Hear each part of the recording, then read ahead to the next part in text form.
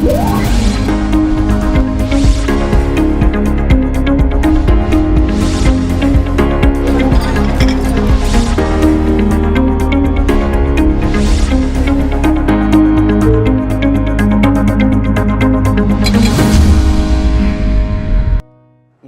pemirsa Hidup Sehat, tadi kita sama-sama sudah saksikan ya, seperti apa sih sebenarnya meningitis itu gitu, dan juga ada beberapa teman-teman artis ya, tokoh-tokoh yang meninggal karena meningitis. Tapi ada juga yang ternyata survive, dan yang paling memang sedih buat saya adalah saya harus kehilangan sahabat saya, Olga, karena meningitis. Nah, kita akan sama-sama pengen tahu sebenarnya meningitis itu apa ya, Sila? Mungkin banyak masyarakat yang perlu tahu sebenarnya penyakit meningitis ini terjadinya karena apa nih, Dok. Dan saat ini kita sudah bersama Dr. Salim, spesialis saraf. Selamat siang, Dok. Selamat siang. Apa kabar, Dok? Baik. Jadi meningitis itu apa sih, Dok? Itu teman saya Olga sampai terkena seperti itu tuh apa sebenarnya? Yang Apakah pertama, kecapean atau yang apa pertama kita harus tahu dulu apa itu yang dimaksud dengan meningen. Ya, meningen. Kalau meningen itu terinfeksi, namanya meningitis. Iya. Oh, gitu. Meningen itu selaput otak. Jadi Meningen otak itu diselaputi oleh selaput yang sedemikian rupa kuatnya, sehingga dia memberikan perlindungan buat otak itu, memberikan satu ruang untuk dia diseliputi oleh air. Iya. Begitu. Apabila terjadi peradangan disebut meningitis. Begitu. Apa penyebabnya sebenarnya, Dok?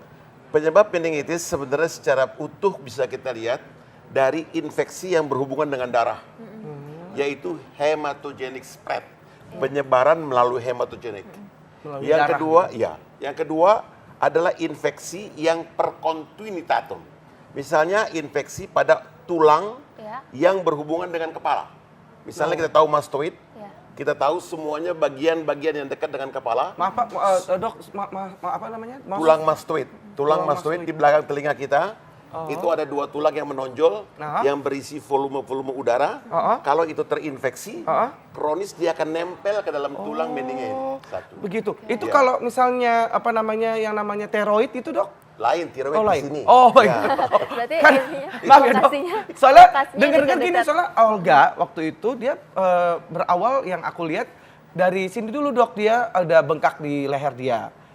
Dan kemudian tiba-tiba kok malah kena meningitis gitu, Dok. Ya. Mungkin ini saya secara awam Apakah mungkin itu kelenjar getah bening Iya. atau apa? Itu Dok? lain lagi. Oh, lain lagi, Dok. Iya, kita Oke. selesaikan dulu yang pertama. Oh, baik, Dok, baik, Dok. Meningitis tadi karena hematogenic spread, Ya. artinya penyebaran melalui darah, Iya. infeksi paru-paru, masuk ke darah bisa lari ke otak, Ya. kemudian atau per continuitatum karena infeksi tulang-tulang di sekitar kepala. Ya. Dan per continuitatum bisa terjadi juga pada mereka yang trauma kepala, kemudian ada luka yang terbuka, Iya. luka yang terbuka tersebut akan berada pada infeksi di sekitar kepalanya dia, masuk ke dalam otak. Begitu. Jadi itu dua. Nah sekarang kalau mau dihubungkan dengan adanya benjol-benjol di leher, benjol-benjol di leher itu bisa karena TBC. Iya. TBC bisa membentuk rantai di leher yang memanjang di sekitar otot leher, itu namanya pembesaran kelenjar getah bening. Pembesaran kelenjar getah bening ini apabila diikuti dengan adanya infeksi paru-paru, kemudian terjadi satu hematogenic spread, penyebaran ke dalam darah, maka akan terjadi meningitis yang lebih dahsyat daripada meningitis yang per continuitatum tadi. Oh, begitu. Berarti Karena ini, TBC. Penyebab meningitis bisa karena TBC ya, Dok? Ya. Bisa juga ya karena Jadi- itu, dan tadi ternyata ada sedikit hubungannya ya dengan apa tiroid juga. Bukan Akhirnya- tiroid, bukan oh, tiroid, kelenjar getah kelenjar bening. getah bening maksudnya, Dok, ya, Dok. Mohon maaf ya, Dok, kalau saya ini awam ya, Dok. Makanya ini saya mewakili masyarakat, Dok. Oh, jadi seperti itu ya, Dok ya. Iya. Mudah-mudahan nih pemirsa akhirnya mendapatkan pencerahan nih dari Ya, sini. ya. Oke, Dok. Ini ada mitos atau fakta yang terkait dengan meningitis. Yang pertama adalah oke, nggak jadi, Dok, belum. Kita lanjut lagi nih, Dok. Sabar, Dok. Ini Nih, kalau jadi- misalnya meningitis itu Nah, ini, Dok, ada fakta atau mitosnya, Dok. meningitis adalah penyakit menular, mitos atau fakta, Dok? Meningitis adalah penyakit menular benar karena itu disebabkan oleh infeksi.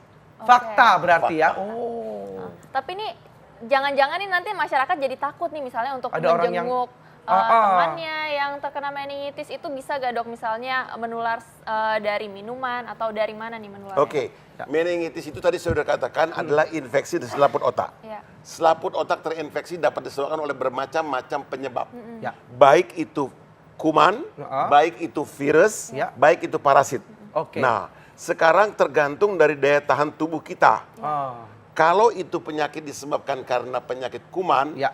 itu adalah karena satu infeksi yang ada di dalam kepala kita menyebar. Ya. Nah, itu mau menular ke orang lain dengan cara apa? Nggak ada.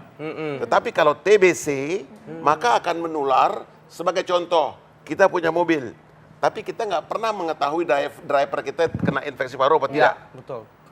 Akhirnya Anda menderita TBC.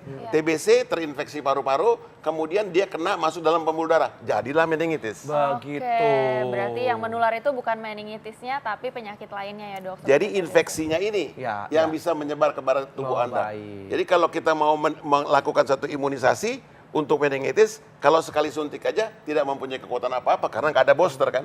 Baik, Dok. Jadi kita harus ulang-ulang. Begitu. Jadi dengan demikian, berilah kekuatan pada daya tahan tubuh kita. Ya.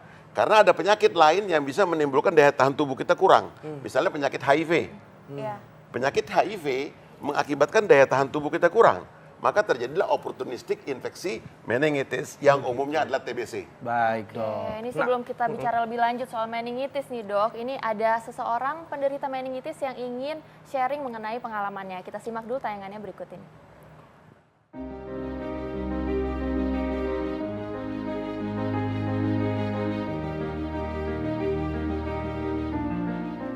Nama saya Titiana Adinda, biasa dipanggil Dinda, usia saya 39 tahun. Sehari-hari saya bekerja sebagai editor di penerbitan buku anak. Akhir Desember saya operasi usus buntu. Lalu tanggal 6-nya saya ke dokter lagi karena masih pusing, masih suka panas badannya. Dokter memberi saya obat. Dan saya tetap mengkonsumsi obat itu sampai akhirnya gejala-gejala itu tidak surut gitu, masih panas dan masih pusing, dan saya lebih takut sama cahaya. Dan akhirnya saya kejang-kejang itu adalah ketika saya dilarikan ke rumah sakit. Saya kejang-kejang, tidak sadarkan diri, dan langsung koma. Kemudian saya juga diperiksa tes HIV ya, darahnya apakah saya terkontaminasi virus HIV kayak gitu. Ternyata saya benar meningitis, tapi HIV saya negatif. Tangan kanan saya dan kaki kanan saya kan lumpuh. Kemudian mata kiri saya rusak. Jadi double ya penglihatannya begitu.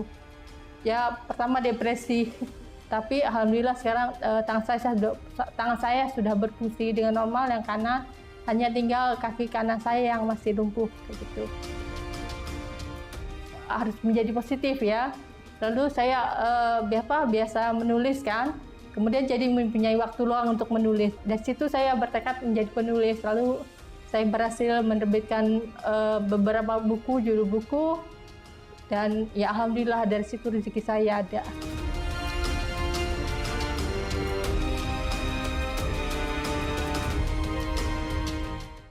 Iya, Dok, itu tadi ternyata Ibu tadi survive dengan meningitis gitu. Sebenarnya meningitis ini bisa disembuhkan atau gimana, Dok?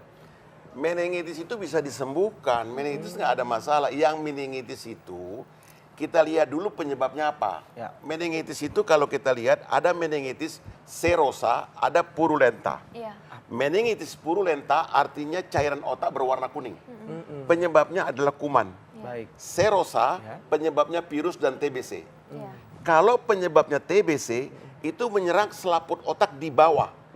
Oleh karena itu disebut meningitis basalis. Di bawah otak kita itu terdapat masuknya 12 saraf otak yang kita turun ke muka kita.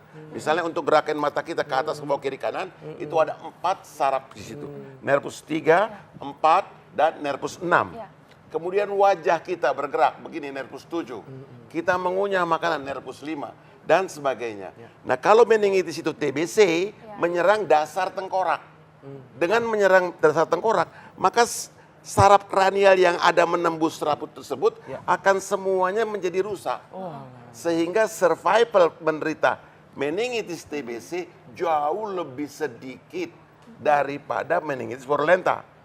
Jadi kalau meningitis TBC misalnya dari 10 orang yang meninggal bisa 7 orang, 8 orang.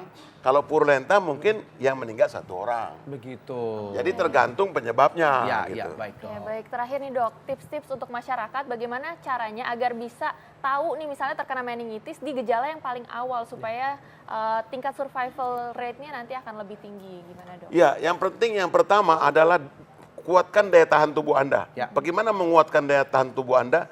Jalankan perintah agama. Jangan kita melakukan satu hubungan seks dengan bukan pasangan kita atau dengan laki sama laki dan sebagainya. Dan itu akan menimbulkan risiko timbulnya HIV. Ya. Yang kedua, jauhkan dari penggunaan dari narkotika. Ya. Penggunaan narkotika itu akan menggunakan jarum yang sama dan ini pun akan menyebarkan HIV. HIV akan menyerang sel-sel sehingga sel-sel daya tahan tubuh kita menurun. Nah, kalau apabila ini bisa dihindarkan, sekarang bagi mereka yang tidak terganggu seperti itu, maka kita harus meningkatkan dengan berolahraga. Ya. Berolahraga kemudian mencek tubuh kita dari kesehatan selalu. Yang terpenting adalah penyakit TBC. Ya. Penyakit TBC saat ini besar sekali kemungkinannya untuk menyebar. Ya. Karena apa? Kita senang naik mobil pakai AC. Betul. Kita nggak pernah melakukan check up buat supir kita. Kita check up buat diri kita sendiri. Supir kita nggak pernah di check up.